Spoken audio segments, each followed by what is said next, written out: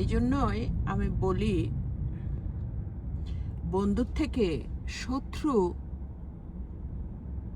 থাকাটা অনেক ভাগ্যের ব্যাপার। বিকজ শত্রু এমন এমন বিষয় আপনার ব্যাপারে ফাইন্ড আউট করে আপনাকে বলবে যে আপনি নিজেই অবাক হয়ে যাবেন, এবং ওই যে আপনি জানেন না বিষয়টা, ওই জায়গার থেকে আপনি শুধরাতে পারবেন।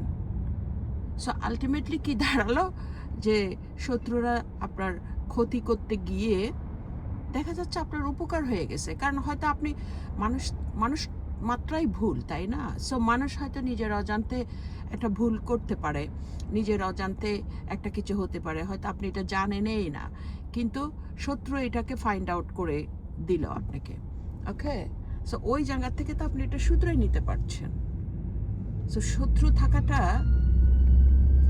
খুবই জরুরি বন্ধুর থেকে। এবং শত্রু সবার থাকে না, ভালো শত্রু সবার থাকে না, ঠিক আছে? এখন শত্রুর মধ্যেও বলবেন যে ভালো খারাপ আছে নাকি, অফকোর্স ভালো খারাপ